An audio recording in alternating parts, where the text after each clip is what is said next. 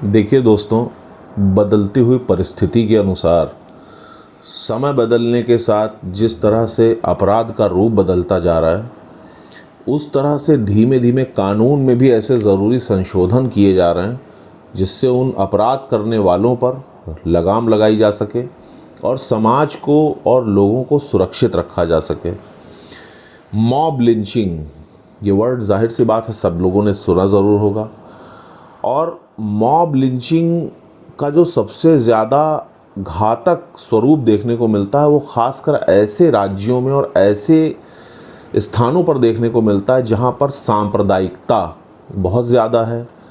Communism को लेकर के दंगे फसाद विवाद, अब जैसे जम्मू कश्मीर हो गया या असम वगैरह में जिस तरीके से विवाद हुए, बवाल हुए, भीड़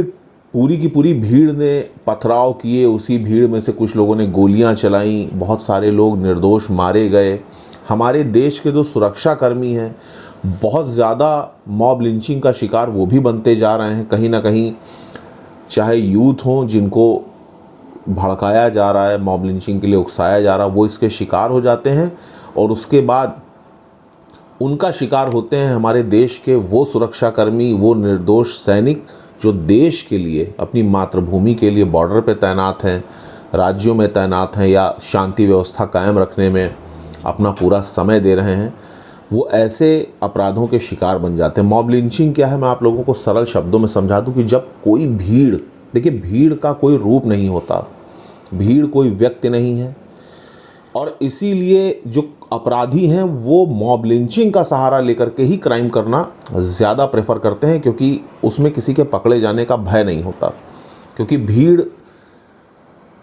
कुछ नहीं है, भीड़ एक समूह है, एक जत्था है जिसको आप आइडेंटिफाई नहीं कर सकते। लोग मुंह पर कपड़ा बांध करके आ रहे हैं, हाथों में पत्थर लिए हैं, कोई तलवार लिए, कोई लाठी डंडा लिए है। उसी में छिपे हुए जो कुछ कुख्यात अपराधी हैं जो उसका फ़ायदा उठा करके फायरिंग भी कर देते हैं, गोली बंदूक बम कट्टा भी चला देते हैं। तो इस तरीके के टैक्टिक्स को रोकने के लिए ही मॉब लिंचिंग को भारत में बीएनएस में विशेष स्थान दिया गया है क्राइम के रूप में। जो बीएनएस भारतीय न्याय संहिता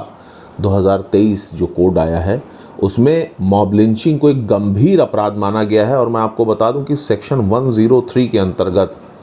जब 5 या उससे अधिक व्यक्तियों का समूह इकट्ठा होकर जाति, धर्म, वर्ग, संप्रदाय, इन सब बातों को लेकर के किसी की हत्या कर देता है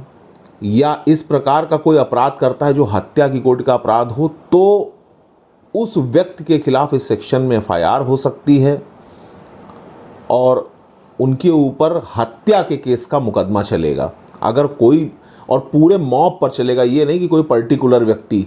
यानी कि उस पूरी भीड़ पर जो भीड़ इस तरीके के मुद्दों को लेकर के विवाद कर रही है, झगड़ा फसाद लड़ाई और दंगे फैला करके, और किसी की हत्या अगर हो जाती है या इस प्रकार का कोई अपराध हो जाता है तो उस पूरे समूह को आइडेंटिफाई करके हर व्यक्ति पर सेक्शन 103 सबसेक्शन 2 के अंतर्गत मुकदमा चलेगा और उनको सज़ा होगी। सेक्शन 117 सबसेक्शन 4 के तहत अगर कोई भीड़, कुछ लोगों का समूह इकट्ठा होकर किसी को चोट पहुंचाता है तो हर एक व्यक्ति को, कोई ये ना समझे कि हम बच के निकल जाएंगे, हर किसी को 7 साल तक की सज़ा होगी। ये प्रोविज़न इस सेक्शन में कोड किया गया है। सुप्रीम कोर्ट ने मॉब लिंचिंग पर कड़ी टिप्पणी की है और कहा है कि कोई भी व्यक्ति या समूह कानून को अपने हाथ में नहीं ले सकता। भीड़ की आड़ लेकर के अपराध करना बहुत ही गंभीर कोटि का अपराध माना गया है, क्राइम माना गया है। मॉब लिंचिंग की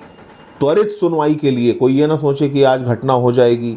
तो 10 साल तक मुकदमा चलेगा। इसके लिए फास्ट ट्रैक कोर्ट अलग से बनाने के लिए प्रावधान किया गया है। सुप्रीम कोर्ट ने और नए कोर्ट ने इस चीज़ को प्रावधानित किया है कि हाँ, इसके लिए फास्ट ट्रैक कोर्ट बनाई जाए और इसकी त्वरित सुनवाई करके 6 महीने के अंदर मामले का निपटारा करके दोषियों को सज़ा सुनाई जा सके। बॉडी पर चोट पहुंचाने वाले अपराध के लिए न्यूनतम सज़ा 7 साल की है और हत्या के लिए उम्र कैद या फांसी की सज़ा। यानी कि जो मॉब लिंचर हैं, जो भीड़ का रूप रख करके आते हैं, पथराव करते हैं, उल्टी सीधे हथियारों का प्रयोग करके नुकसान पहुंचाने की कोशिश करते हैं, चाहे वो जनधन हो या लोगों के व्यक्तिगत नुकसान हो, तो उस स्थिति में कम से कम 7 साल की सज़ा है। कोई ये ना सोचे कि हाँ छोटे मोटा कुछ भी करके किनारे से गली में निकल जाएंगे और बच जाएंगे, तो ऐसा बिल्कुल भी नहीं है।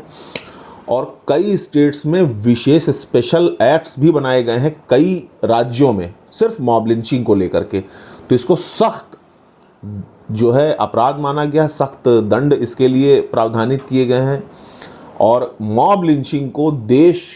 के लिए और देशवासियों के लिए एक बहुत ही गंभीर खतरा मानते हुए सुप्रीम कोर्ट ने डायरेक्ट इसमें इंटरफेरेंस किया है। तो सभी लोग इस चीज़ को ध्यान रखें कि कहीं पर भी अगर इस प्रकार का कोई अपराध होता है